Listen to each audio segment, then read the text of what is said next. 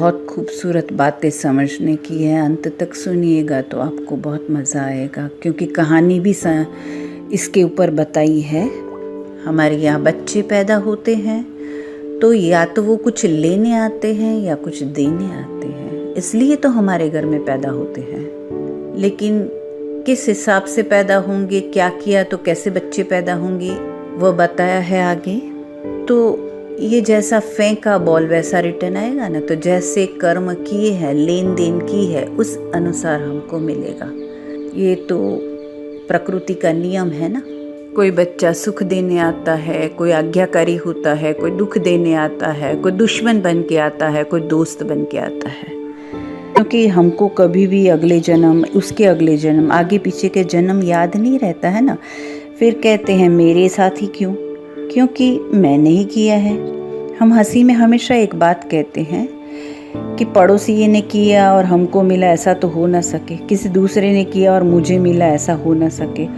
जैसा बीज बोएंगे वैसा फल निकलेगा, क्योंकि हर एक हमें ऐसा ही कहता है, हमने तो इस जन्म में ऐसा कुछ नहीं किया जो ऐसे पत्थर जैसे बच्चे पैदा हुए, उससे तो अच्छे नहीं होते तो ही बेहतर। लेकिन सभी के साथ ऐसा नहीं होता है, कलयुग में भी अच्छे बच्चे भी होते हैं। वैसे ही संतान के रूप में हमारा कोई पूर्व जन्म का संबंधी आकर जन्म लेता है।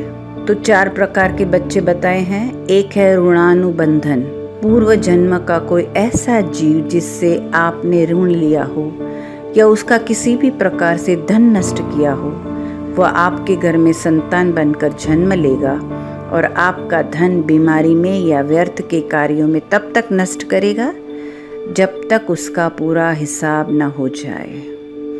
और जिस दिन उसका हिसाब पूरा हो जाएगा, 1 सेकंड भी नहीं टिकेगा, चाहे वो डॉक्टर का हो, चाहे किसी भी रीत का हो।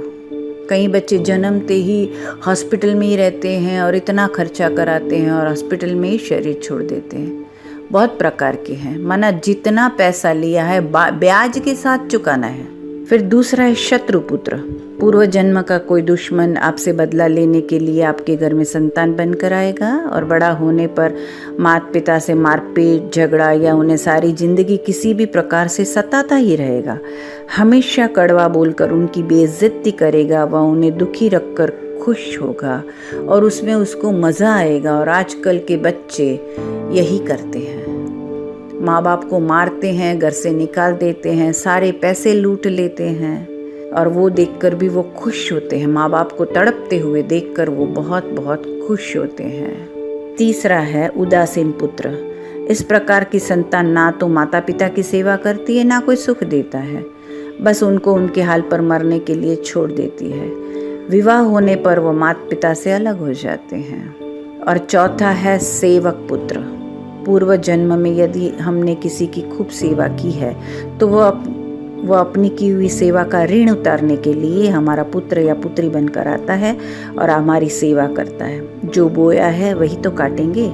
अपने माँ बाप की सेवा की है तो ही आपकी औलाद बुढ़ापे में आपकी सेवा करेगी, वरना कोई पानी पिलाने वाला भी आपके पास नहीं होगा। तो एक कहानी से समझाने की कोशिश करती हूँ। किसी शहर में एक परिवार था जिसमें पति पत्नी अकेले रहते थे। उनकी शादी हुई 20 साल हो गए थे, लेकिन फिर भी उन्हें कोई संतान नहीं थी। संतान सुख प्राप्ति के लिए उन्होंने बहुत दान पुण्य किया, तीर्थ किए, पूजा पाठ, जप तप व्रत इत्यादि बहुत कुछ किया। तो अंत में एक पुत्र की प्राप्ति हुई। उनका जीवन खुशियों से भर गया, लेकिन उनका वो पुत्र सिर्फ 1 साल तक ही जी पाया और उस 1 वर्ष के जीवन में भी वो बहुत बीमार रहा और अंततः उसकी मृत्यु हो गई। अब उसकी माँ बहुत ज़्यादा परेशान होकर तड़पने लगी, बहुत रोती और बिलखती उसके पति से ये देखा ना गया। इसलिए वह अपनी पत्नी को एक बहुत बड़े संत के पास लेकर गया और वहाँ उसकी पत्नी ने सारा वृत्तांत संत को सुनाया। कहा 20 साल के बाद बहुत ही मुश्किल से एक संतान मिली थी और वह भी 1 साल में ही बीमारी का शरीर छोड़कर चली गई। तो संत ने पूछा, अब आप क्या चाहते हो? तो वह बोली, आपसे एक विनती है कि मैं अपनी उस संतान के मुख से एक बार मुझे माँ कहते हुए सुनना चाहती हूँ, इसलिए थोड़े समय के लिए मेरी संतान को जीवित कर दे। संत बहुत बड़े सिद्धि प्राप्त पुरुष थे, तो उन्होंने हामी भरी और कहा तथास्तु। उनके ऐसा कहते ही उन दंपति की संतान जीवित हो गई। माँ का खुशी का ठिकाना न रहा और तुरंत बोली कि मेरे पुत्र, मुझे बस एक बार माँ कहकर पुकारो। परंतु ये क्या? उनका पुत्र तो उन्हें क्रोध वाली दृष्टि से देखने लगा और बोला, मैं तुम्हें माँ कैसे कह सकता हूँ? तुम वही हो जिसने पूर्व जन्म में मुझसे मेरे पति को छीन लिया था और मेरी सौतन बनकर रहने लगी थी, और इसी वजह से मैं दिन रात बहुत रोती तड़पती थी और एक दिन इसी दुख में अपना शरीर छोड़ दिया। इसलिए ही मैं इस जन्म में तुमसे अपना हिसाब किताब चुकतू करने आई थी। मैं जितनी रोई और तड़पी, अब तुम भी उतना ही तड़पोगी। वह स्त्री जैसे सुन्न हो गई और पश्चाताप में डूब गई। तो अब आप सब इस कहानी से ये समझ ही गए होंगे कि हमारी वजह से किसी का परिवार को दुख देना, किसी को धोखा देना, पाप कर्म करना और हमारे ही इन्हीं कर्मों की वजह से हमें बददुआ मिलती है। श्रेष्ठ कर्म और पाप कर्म दोनों ही किसी न किसी रूप में हमारे सामने आते ही है।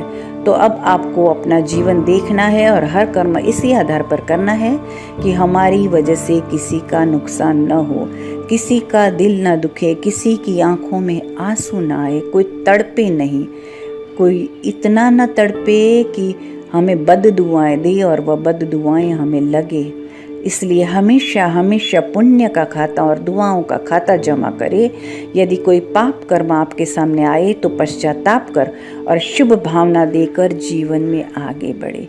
और अगर पाप कर्म के हिसाब से कुछ भी होता है तो पुण्य का खाता इतना बढ़ाए जो पाप का खाता दब जाए और जीवन में वापस खुशी आए।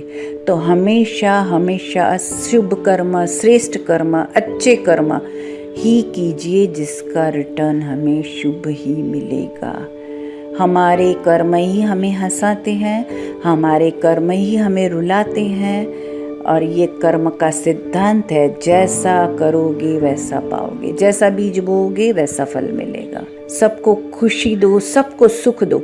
अगर सुख दे दोगे सबको तो मृत्यु भी सुखी से आएगी।